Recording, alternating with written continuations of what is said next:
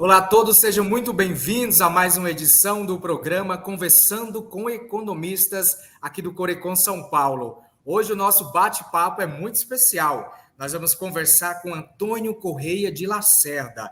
Ele é professor doutor do programa de pós-graduação em Economia Política da PUC São Paulo, doutor em Economia pela Unicamp, além também de integrar a Comissão de Conjuntura Econômica aqui do Corecon São Paulo, é conselheiro do COFECON, Conselho Federal de Economia, a qual ele já foi presidente e também ele já presidiu o nosso Corecon São Paulo na gestão de 95 a 97. O nosso convidado também, ele é autor de artigos e coautor de mais de 20 livros na área, inclusive o mais recente, que fala sobre reindustrialização para o desenvolvimento. E atualmente ele é assessor da presidência e membro da Comissão de Assuntos Estratégicos do BNDES. Antônio Lacerda, seja muito bem-vindo ao nosso programa. É uma satisfação imensa entrevistá-lo hoje.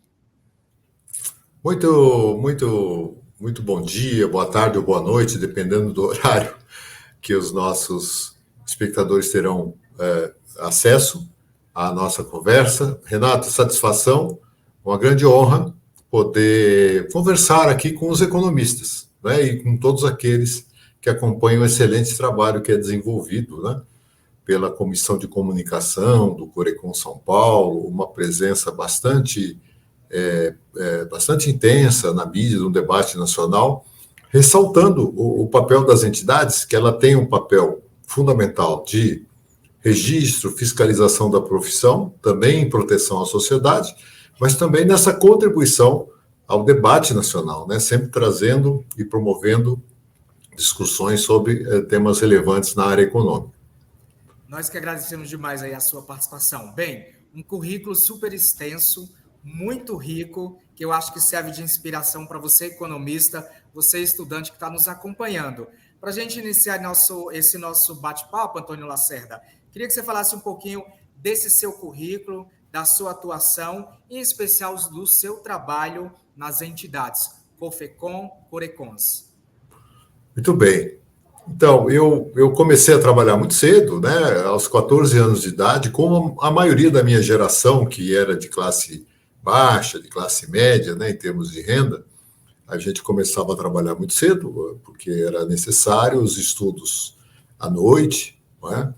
E eu logo descobri o curso de economia, né? Me interessei e fui estudar economia e me apaixonei pela profissão, né? E pelo estudo, e fui durante muitos anos economista-chefe, diretor de economia em empresas, principalmente indústrias, né?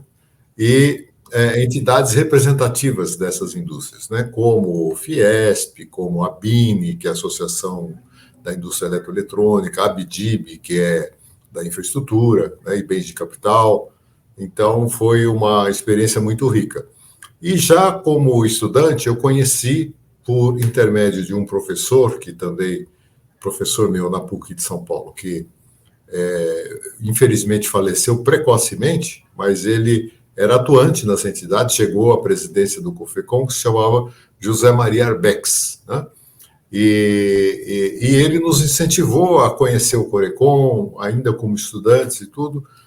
Bem mais tarde, eu acabei participando das entidades, fui convidado para integrar uma das chapas, depois conselheiro, presidente, depois COFECON, e durante muito tempo contribuí, né, e contribuo, estando ou não nas entidades, em cargos, eu sempre contribuo e participo, né, das atividades, exatamente por considerá-las que elas são fundamentais, não só para a profissão, mas para o país, né?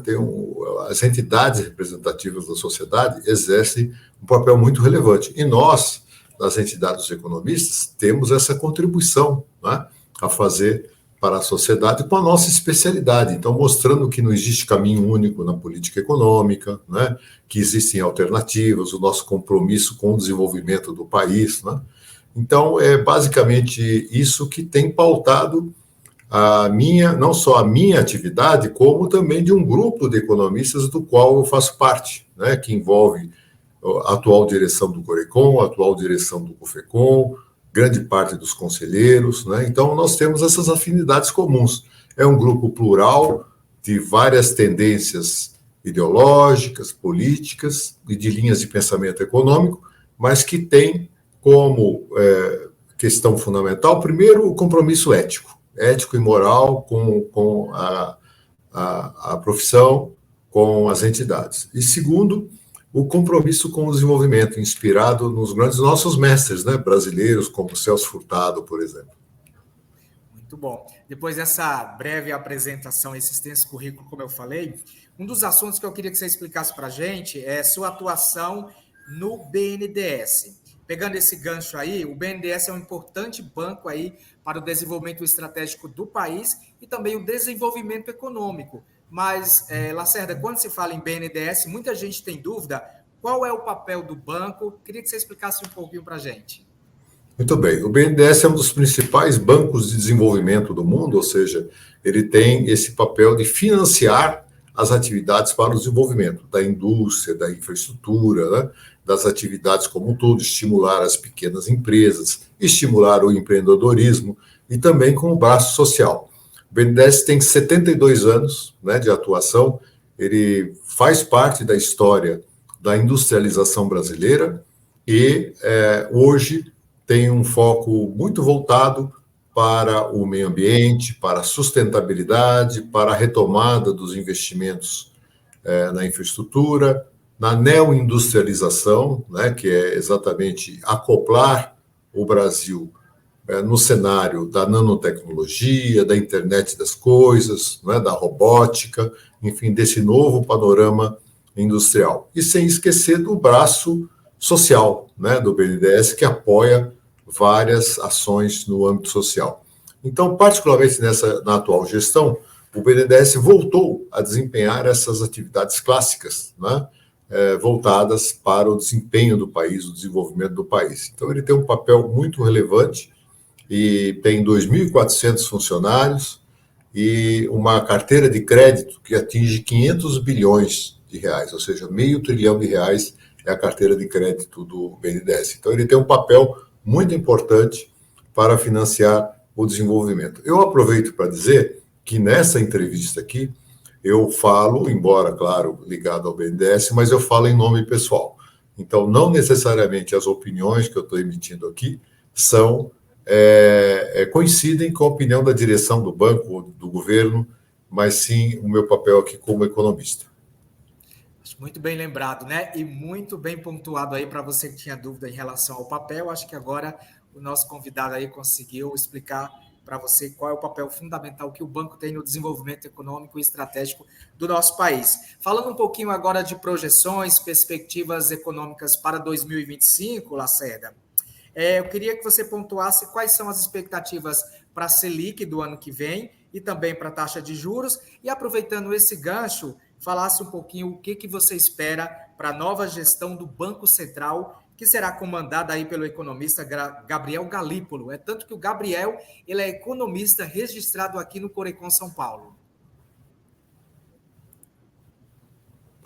Muito bem. O desempenho da economia brasileira tem surpreendido favoravelmente, né? No ano passado, as projeções do Boletim Focus, que é essa captura, né, de projeções que o BNDES faz semanalmente junto a economistas e majoritariamente do setor financeiro, apontavam um crescimento inferior a 1%. Né?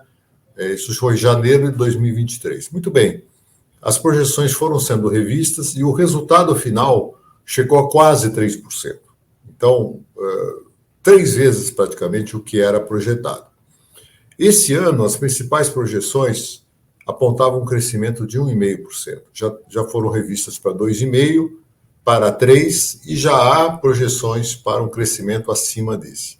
Por que há essas distorções? Primeiro, porque muitas vezes os modelos que são utilizados nessas projeções, eles estão defasados, eles estão presos a determinadas metodologias que não necessariamente são as ideais. Por exemplo, a ideia do PIB potencial, que eu e vários economistas já criticamos. E segundo, porque não conseguem, muitas vezes, captar as grandes transformações em curso, né? O governo atual resgatou o papel dos setores econômicos ou dos órgãos econômicos voltados para a formulação da política econômica. Então, no governo anterior, houve uma centralização num único Ministério da Economia e que nem sempre isso foi adequado para exercer a função de formulação das políticas econômicas e manter uma interlocução com os agentes econômicos, empresários, trabalhadores, consumidores, empreendedores. Então, está sendo feito um trabalho de resgate das funções do Ministério da Fazenda, do Planejamento e o Ministério da Indústria e Comércio, o MDIC, que foi, então, recriado, né, na atual gestão. E um quarto ministério que foi criado, que é o Ministério da Gestão e Inovação do Setor Público, fundamental, porque é a modernização, a digitalização do governo. E tudo isso tem gerado medidas muito positivas, mas que nem sempre os resultados são, primeiro, mensuráveis e menos ainda no curto prazo. Eu vou citar aqui 3 programas estruturantes que são muito importantes. O primeiro deles é a política industrial, chamado Neoindustrialização, que é o programa Nova Indústria Brasil, que é o NIB, né? Então, foram definidas 6 missões, né, dentro do conceito moderno de definição de missões econômicas, que pautam, né, que norteiam as medidas para a neoindustrialização. Então, são vários pontos, por exemplo, transição energética está aí, por exemplo, indústria e outros fatores. O segundo programa estruturante muito importante é o novo PAC, Programa de Aceleração do Crescimento, que é um programa que visa fomentar o investimento em infraestrutura, não só investimento público, mas também privado.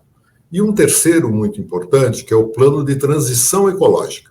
Então, Nova Indústria Brasil, o Programa de Transição Energética e mais o PAC, eles formam, vamos dizer, o grande guarda-chuva de várias políticas que estão sendo implementadas no sentido de fortalecimento da estrutura da economia brasileira, claro, gerando crescimento econômico, geração de emprego, aumento da renda. E o outro braço importante são os programas sociais. Então, o fortalecimento do Bolsa Família, que é um programa reconhecidamente favorável para a economia, né? Ele tem uma dimensão internacional muito importante e reconhecida, e que tem exercido um papel muito relevante, né? Se retomou também a política de valorização do salário mínimo, né? Então, o salário mínimo é reajustado anualmente acima da inflação, preservando, então, a renda das pessoas que ganham menos e, portanto, fomentando o comércio e o desenvolvimento, e melhorando também, evidentemente, a qualidade de vida. E também os demais programas sociais, o Farmácia Popular e outros, né? Então, esse conjunto de fatores, muitas vezes, surpreende aqueles economistas que estão muito presos à conjuntura, né? Apenas a análise de conjuntura, que é necessária, mas precisa ser complementada com a análise da estrutura da economia, ou seja, o que está sendo alterado, o que está sendo implementado em prol desse desenvolvimento. Bem, perspectivas para o ano que vem, né? Um ano, evidentemente, que enfrentará dificuldades, porque nós enfrentamos um desafio triplo na economia mundial, né? Nós vivemos o cenário pós-pandemia, né? A pandemia alterou substancialmente vários valores, vários significativos do ponto de vista da economia mundial. O segundo, a crise climática, que traz impactos enormes sobre a economia mundial e, claro, o próprio Brasil. E o terceiro, que são os conflitos geopolíticos, né? Então, Israel, Hamas, Rússia, Ucrânia e outros que há mundo afora, que não afetam só a região, afetam a logística global, afetam as migrações, né? Então, tem um impacto bastante significativo. Quais os impactos desses 3 fatores que eu citei, pandemia, crise climática e conflitos geopolíticos? É que, na verdade, você tem hoje um reposicionamento das cadeias de suprimento internacionais, né? Porque a lógica da globalização que foi implementada após os anos 90 tinha, na sua concepção, a visão de diminuição de custos. Então, a transferência da produção para países. Só que isso chegou ao extremo de você ter uma superdependência, por exemplo, na área de microprocessadores, os chips, né, da Ásia, e particularmente de um país, Taiwan, que chegou a produzir 90% dos microprocessadores de alta definição. Tá?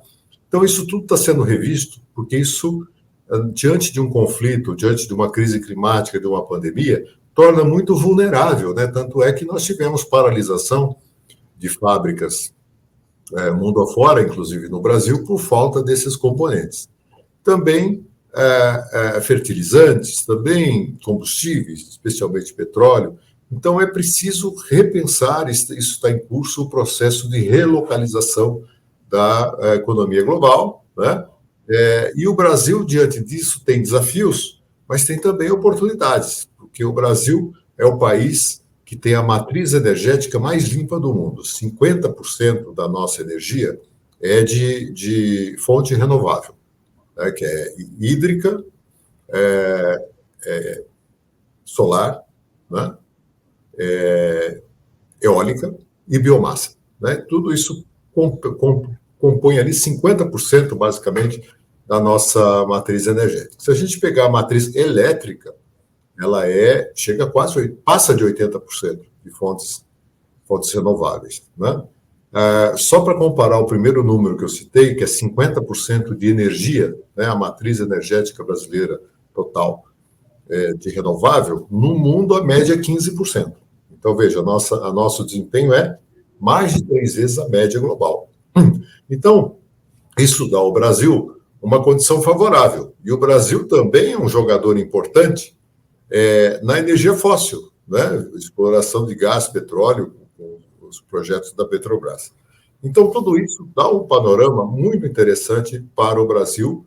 E, diante desses desafios também, que são globais, que apresentam também desafios, isso, claro, que coloca impactos sobre a nossa taxa de câmbio, né, repercutindo na inflação e, portanto, na política monetária.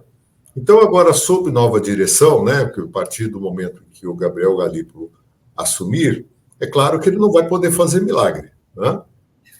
Ele e os diretores. Existem desafios a serem enfrentados de ordem global e de ordem interna também, não é? Então, acho que o que vai mudar é que você tem... conheço bem o Galípolo, tive a satisfação de ter sido professor dele e depois colega, né? Ele foi professor durante um tempo também na PUC, e a gente conviveu, e ele é muito preparado e tem uma visão pluralista da economia e muito pragmática, porque ele teve também um desempenho importante no mercado, né? Então, trabalhando como economista, como presidente de banco, então, banco privado, no caso, né? Então, ele vai levar, a meu ver, apesar da sua relativa pouca idade, né, para o cargo, ele vai levar uma experiência inovadora, né? E, junto com a sua diretoria, poderá aprimorar os instrumentos de política monetária como um todo, compatíveis com as melhores práticas internacionais, né? Então, não precisa reinventar a roda, precisa, muitas vezes, adaptar as práticas internacionais. Então, eu vejo uma economia em crescimento, com uma inflação sob controle e uma taxa de juros em queda em 2025, apesar da pressão inicial e de curto prazo pela elevação que é decorrente dessas pressões. Diante de tantos fatores, eu acho que a perspectiva sempre é positiva, né, Lacerda? Sim, muito positivo, né? O Brasil tem hoje uma taxa de desemprego que é a menor dos últimos 14, 15 anos, tem uma renda em elevação, né? E isso tem melhorado aí a condição de vida. Por outro lado, nós sabemos que os nossos desafios são imensos. Nós somos o país mais desigual do mundo, né?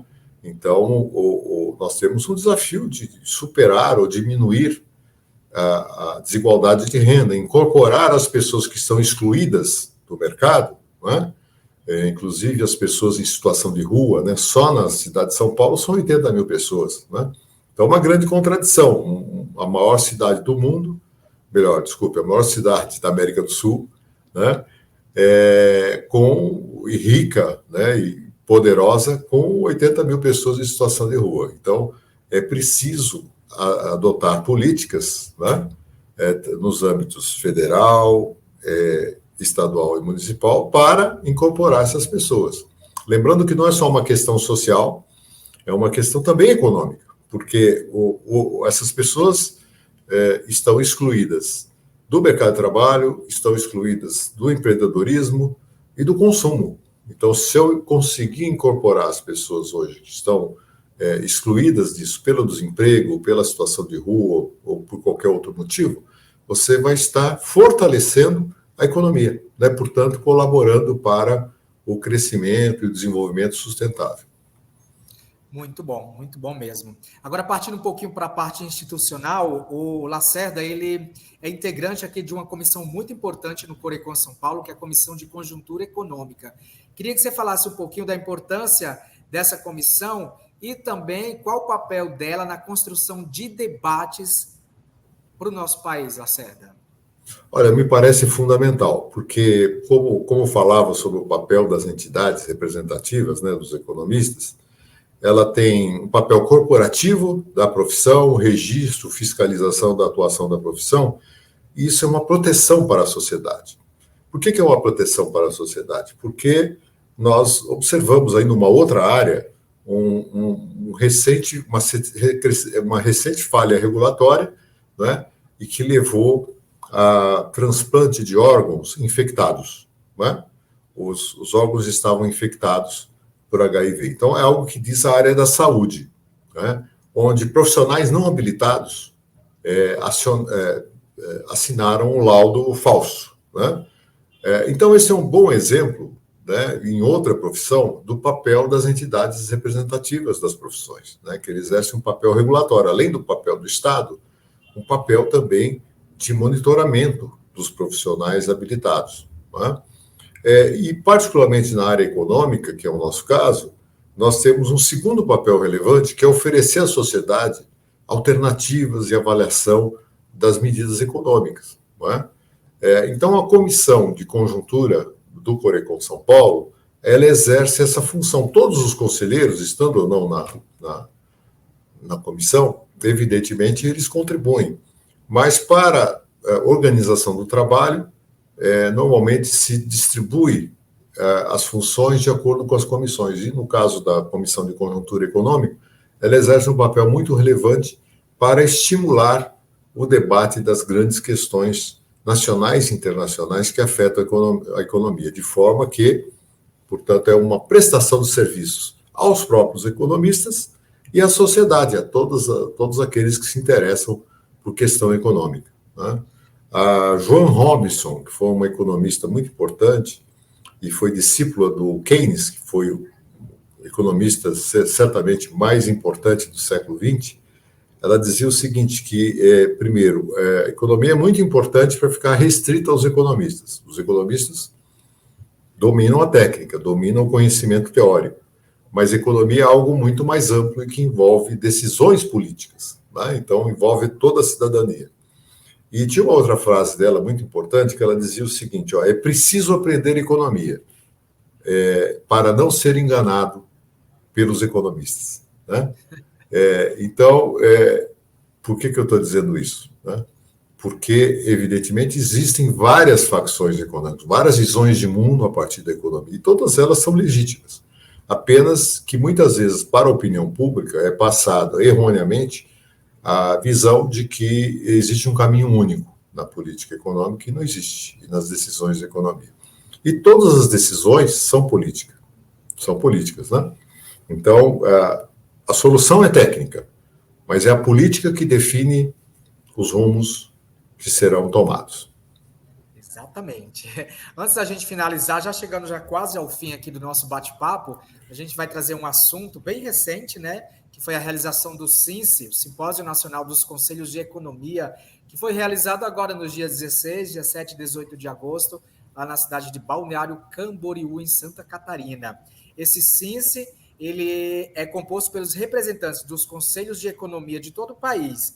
Então, lá são delegados, né, e acontecem decisões para discutir as atuações dos conselhos regionais, sobre a economia brasileira, a questões legislativas, e o Lacerda estava lá juntamente com a delegação do Corecon. Queria que você falasse um pouquinho sobre o que foi o SINCE, quais as decisões que foram tomadas lá, o que muda para o sistema, em especial para os economistas que estão nos acompanhando, Lacerda. Perfeito. Esse simpósio, né, dos conselhos de economia ocorre a cada 2 anos em lugares diferentes. Então, isso para permitir o entrosamento, né, e a participação, integração no âmbito nacional. Lembrando que somos um continente, né? Então somos cerca de 200 mil economistas Brasil afora, com representatividade nas entidades dos economistas, e esse simpósio ele serve exatamente para afinar, não é? Tanto os aspectos regulatórios da profissão, como as recomendações em âmbito geral.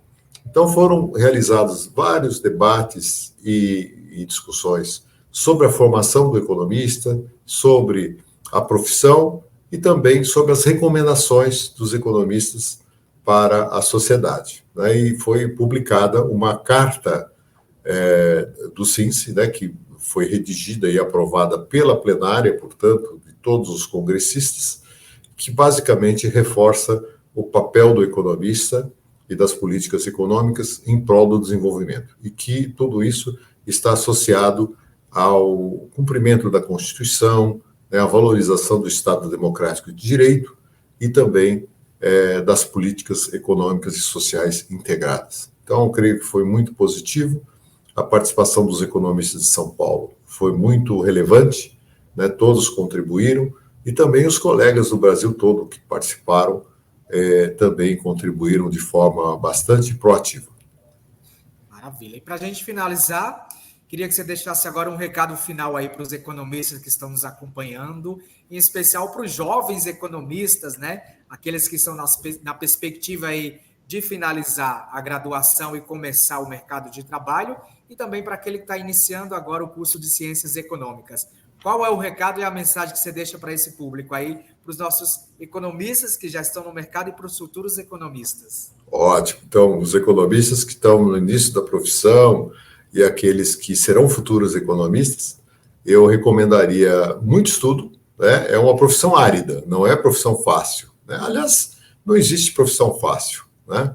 A não ser em algumas falsas ideias que são vendidas na internet e outros que quer tornar tudo muito simples e fácil, mas equivocado.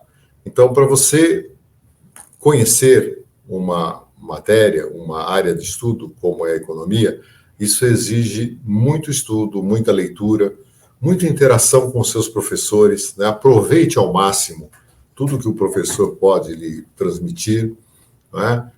Tenha consciência de que não existe disciplina ou matéria mais ou menos importante, todas elas formam um todo, né?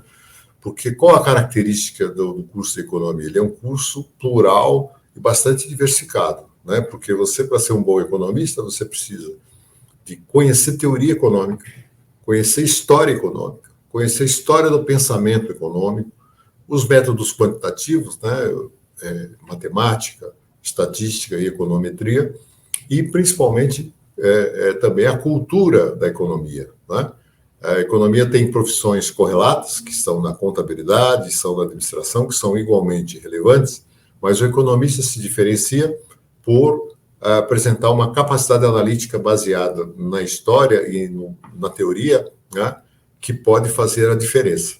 Então, é muito importante, e para isso, muitas vezes, a exemplo de outras profissões, é preciso muito estudo, muita dedicação, né? Então, não apenas na sala de aula, acompanhar as atividades do Corecon, por exemplo, as suas atividades na própria universidade, palestras, seminários, grupos de pesquisa, né, são muito importantes para a preparação do profissional.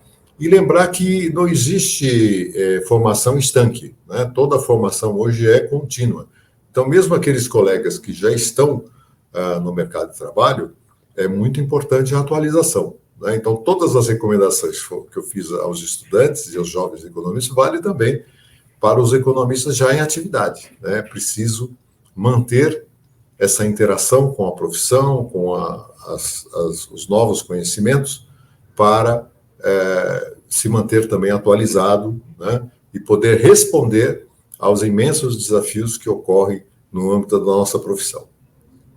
Muito bem, Lacerda. Muitíssimo obrigado. A gente agradece demais aí esse bate-papo, que eu falo que foi praticamente uma aula, né? Uma palestra em especial aí do nosso economista, Antônio Corrêa de Lacerda, que falou sobre economia, planejamento, entre outros aspectos e assuntos aí que envolvem a nossa economia brasileira. Lacerda, obrigado aí por ceder um pouquinho do seu tempo, da sua agenda, que eu sei que é corrida, para falar aqui para os economistas aqui do Corecon São Paulo.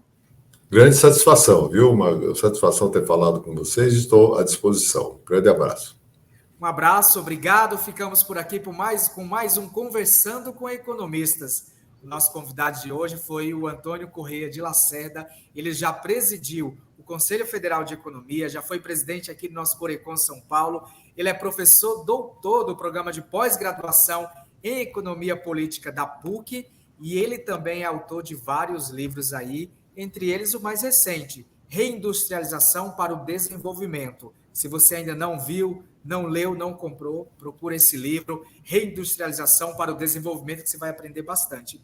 E também ele é assessor da presidência e membro da Comissão de Assuntos Estratégicos do BNDES. Ficamos por aqui, espero que você tenha gostado do nosso bate-papo. Até uma próxima edição, obrigado e até lá. Tchau, tchau.